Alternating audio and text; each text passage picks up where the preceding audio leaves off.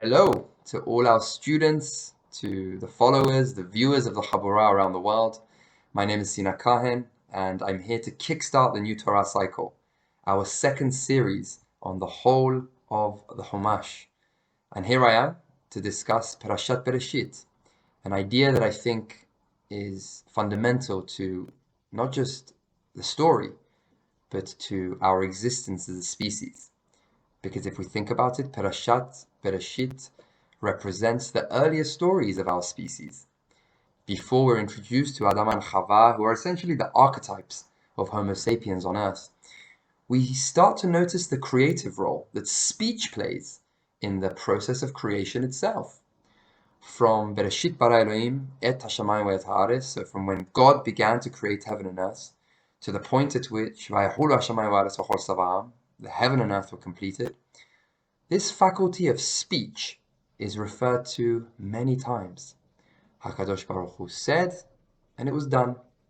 So in Bereshit, reality seems to be formed from divine commands of speech.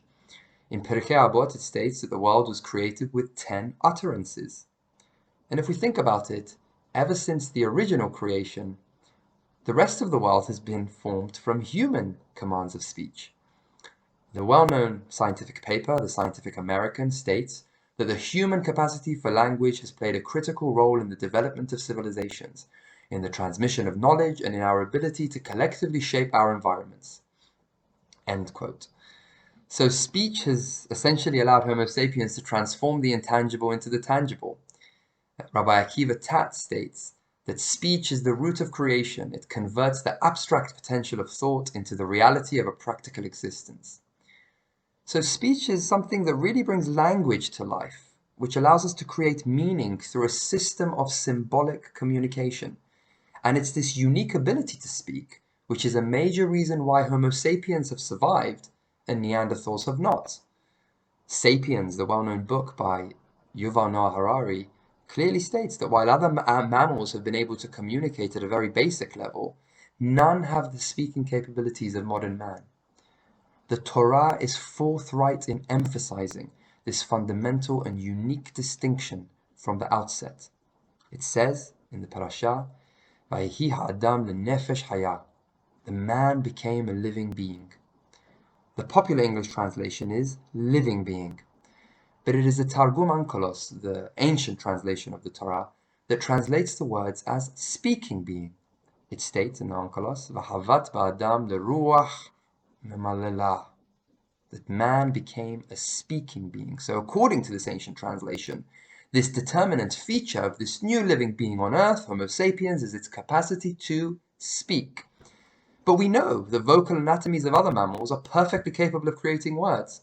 The rapid rhythms of mammalian calls, they can precisely match that of a human. So what was it that Homo sapiens, what was it that Adam possessed that other mammals didn't? It was intelligence. It states in the Parasha, "Vayibara Elohim et ha'adam b'salmo b'selem Elohim bara oto." And HaKadosh Baruch Hu created man in his image. In the image of HaKadosh Baruch Hu, he created him. What is this image of God, this Selem Elohim, referring to? Harambam says, it's intellectual perception. Bahaya ben Asher says, it's intellectual achievement. Seforno says, it's the human intellect. Rashi says, it's the power to comprehend and to discern. Hacham Hoter ben Shlomo says, it's rationality. So the Torah is informing us that man was created in the image of God and that this likeness refers specifically to the human intellect. And if we think about it, our ability to speak is directly linked to our intellect. So speech seems to be this product of a cognitive revolution that gave Homo sapiens the ability to do all that we do. So Yisrael is taught here to view this cognitive revolution as the most exemplar representation of the divine within each of us. I think it's very befitting of our most primal story to begin with an affirmation that our most uniquely human feature, the intellect, is that which we share in likeness with God. That is Selem Elohim. So to utilize, to develop this exceptional feature of our primal software is essentially to express and to recognize divinity itself. Abraham ibn Mega states that you must know that the ultimate human achievement is attained in the most honorable human power, reason. Abraham ibn Ezra states that intelligence is the basis of Torah. The Torah was not given to ignoramuses, that man's intelligence is the angel which mediates between him and his God. Hacham Yaakov Anatoli states that in all stages of life, if we seek permanent peace for our souls, we shall direct our steps towards God with our reasoning faculties at the front line. Conversely, we can abandon our intellect and exchange it for an irrational and caricaturist vision of reality. But by doing this, we lose our human status and we devolve into lower mammalian being. Because according to our Hachamim, the intellect essentially represents the distinction between human and animal, between pre-Homo sapiens and Homo sapiens, between pre-Adam and Adam. Rambam states, you must know that whoever does not possess intellect is not a human, but is an animal, merely having the shape and configuration of a human. Shlomo ibn Gabriel says, intellect is the dividing line between man and beast. Hacham Hillel of Verona says, we should not neglect to know the nature of that which makes us intelligent beings, or else we don't deserve to be regarded intelligent or even regarded as human beings. Instead, we should be likened to cattle and beast. And Ramchal states, the rational mind is a distinctive human feature. So why is this important to know? For two reasons. First of all, we get to understand what the image of God, Selem Elokim, actually represents, what it means.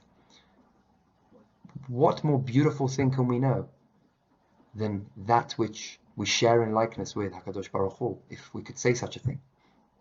But I think the second reason why it's important is because we tend to hear this argument that there is an intellectual approach to Judaism, or that, this idea is a little bit too intellectual, or, you're using your intellect. Granted that experiential knowledge is a fundamental element of what it means to be a member of Israel, to experience HaKadosh Baruch Hu in all the ways that we can through his derachim. But to say that intellectualizing or to use one's intellect is a minority or a side thing or an element or a feature of the Jewish tradition that is very minor and irrelevant or only for the elite, I think loses the message of Bereshit. Because in Bereshit we are told that the intellect is not a minority feature, is not a unique or elite element of humanity. It is that which we share in likeness with HaKadosh Baruch Hu. So to utilize the intellect is to manifest the likeness that we share with God, if one could say such a thing. And we should remember that the next time that we use our intellect in studying, in our avodah, and in all that we do. So yes, that which stretches beyond the intellect is very important, and it is experiential, so it is a fundamental part of our being. But that which stretches beyond the intellect doesn't negate that which is within the limits of intellect. So we should keep that in mind and remember that Sefer Bereshit puts this right at the outset. And we should never forget that to not use it is to lose our human status. And we should be honored to have it as a crown on our heads. Shabbat Shalom.